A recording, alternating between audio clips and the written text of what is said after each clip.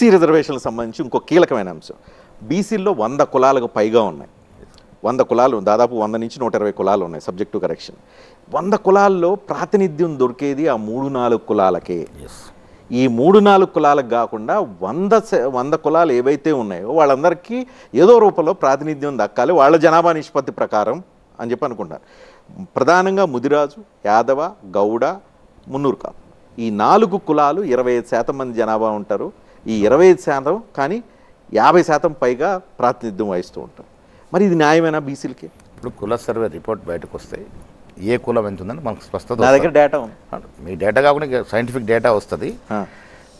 ఒకటి రాహుల్ గాంధీ ఆలోచన, మా ఆలోచన కూడా ఇప్పటి వరకు ఈ రాష్ట్రంలో కనీసం కౌన్సిలర్ కూడా కాలేనట్టు కులాలు ఉన్నాయి. ఎమ్మెల్యేల సంగతి దేవుడు ఎరుగు. మరి వాళ్ళకి ఏం చేస్తారు? అది ఆ రకంగా మేము అధ్యయనం చేస్తూ ఉన్నాము.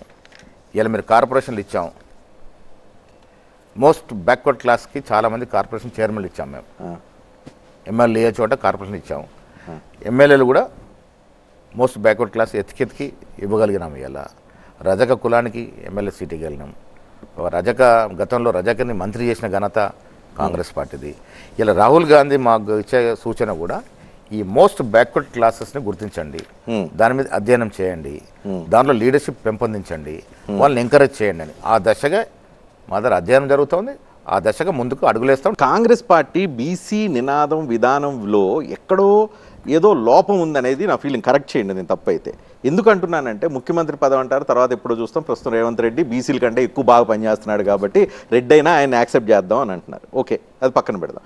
చాలామంది కులాలకు ఇప్పటివరకు ప్రాతినిధ్యం దక్కలేదు అని అంటే వాళ్ళకి ఏదో ఒకటి నామినేటెడ్ పదవులు ఇస్తున్నాం, దాన్ని కూడా యాక్సెప్ట్ చేద్దాం. కానీ మీరు అనుకునే 42% రిజర్వేషన్ల పాయింట్ ఆఫ్ వ్యూలో చూస్తే క్యాబినెట్లో ఉంది 3, రావాల్సింది 7. మరి అక్కడ కూడా అన్యాయం జరిగింది కదా. సో టాప్ లెవెల్ పదవుల్లో అన్నింటిలో అన్యాయం చేస్తారు, కింద మాత్రం అరకొర కూడా. నేను ముందు నుంచి కూడా ఇంకొక బీసీకి ఇవ్వాలి, 4 బీసీలు ఇవ్వాలని, 4 కాదు 7 రావాలి, మినిమం 4 అయితే ఇవ్వాలని ఆ దశగా ప్రయత్నం జరిగింది. బట్ లాస్ట్ మినిట్లో మీరు చూశారు, దళితుల యొక్క ఈ గ్రూపు తెగ అంటే మాలా మాదిగా ఎఫ్సోల్లో ఇంకా 2 వాళ్ళకు వచ్చే సంతోషం. భవిష్యత్తులో ఇంకొకటన్నా ఇవ్వాలనేటువంటి ఆలోచన రేవంత్ రెడ్డి గారు మేమందరం కూడా చేస్తూ ఉన్నాం. బీసీల విషయానికి వచ్చినప్పుడు మాకున్న కమిట్మెంట్ ఏ ఇతర పార్టీకి లేదు, రాదు కూడా. ఇలా 42% రిజర్వేషన్ అనేది కమిట్మెంట్.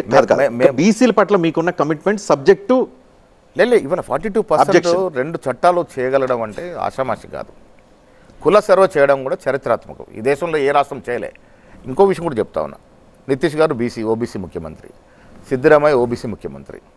సిద్ధరామయ్య ఎప్పుడు దింపేయాలని ఆయన అక్కడ పోటీ పడుతూ ఉంటారు. ఆ ఇద్దరు కాస్ట్ సర్వే చేయగలిగినారని టేబుల్ చేయలేకపోయినారు. మరి ఇక్కడ అగ్రవర్ణ బీసీ టేబుల్ చేయగలిగినాడు కదా. రాహుల్ గాంధీ, రేవంత్ రెడ్డి బీసీ, రేవంత్ రెడ్డి ఓసీ అయి ఉండి కూడా అగ్రవర్ణ బీసీగా ఆయనకి సర్టిఫికేట్ ఇస్తున్నారు. అంటే బీసీల గురించి చేసినప్పుడు బీసీ కిందనే లెక్కిస్తాం మేము. కాదట్లేదు. అయితే చేయగలిగినాం ఇక్కడ. ఇది 2 కూడా చరిత్ర నిర్ణయాలు. గుడ్ ఆర్ బ్యాడ్ మీరు ప్రయత్నం చేస్తున్నారు, అప్రిషియేటెడ్. దాని గురించి ఏం లేదు. ప్రయత్నం కాదు, ఫుల్ఫిల్ చేస్తారా లేదా పక్కన పెడితే ప్రయత్నాన్ని ఫిబ్రవరిలో జరగాలి. స్థానిక సంస్థ ఎన్నిక ఎందుకు వాయిదా వేసాము? ఇస్తారా? కేవలం రిజర్వేషన్ ఇచ్చి పోదామని. ఇప్పుడు ఇస్తారా? రేపు సెప్టెంబర్ 30 లోపల స్థానిక సంస్థల ఎన్నికలు జరగాలి, వాళ్ళకి రిజర్వేషన్.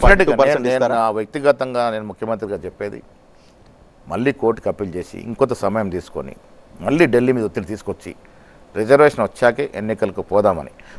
మెజారిటీ మంత్రులు ఫండ్స్ రాకుండా పోతా ఉన్నాయి, స్థానిక సంస్థలు నిర్వీణమైతే పోతా ఉన్నాయి కాబట్టి ఎన్నికలకు పోవాలని వారు. సో సెప్టెంబర్ 30 అందుకే మేము పొలిటికల్ అఫైర్స్ కమిటీ సమావేశం పెట్టుకొని, అది అత్యున్నతమైనటువంటి బాడీ కాబట్టి అక్కడ మెజారిటీ నాయకులు ఏ ఒపీనియన్ ఇస్తారో దాన్ని బట్టి తదుపరి నిర్ణయం తీసుకుంటాం. సో రేపు సెప్టెంబర్ 30 లోపల ఎన్నికలు జరగడానికి అవకాశం తక్కువగా ఉంది. అందుకే పిఎస్సీ అయితే కానీ క్లారిటీ రాదు. మరి కోర్టుకి ఏం చెప్తారు? 3 అంశాలు ముఖ్యమంత్రి కూడా చెప్పారు. కోర్టుకి అప్పీల్ చేసుకొని మళ్ళీ ఇంకొంత సమయం తీసుకొని ఈ రిజర్వేషన్ని కొద్దిగా త్వరతగిన చేసుకోవడం అనేది ప్రధానంగా మేము ఆలోచిస్తున్నటువంటి ఇది. 2వది, అలాంటి కానటి పరిస్థితులలో పార్టీ పరంగా రిజర్వేషన్ ఇవ్వాలని, అది ఎంతవరకు వయబుల్ అవుతుందో చూడాలి. ఈ 2 అంశాలు కూడా మనం చేస్తాము. 3వది ఆర్డినెన్స్ ఇచ్చేసి ఎలక్షన్ పోదాం ఇదే 40% రిజర్వేషన్తో.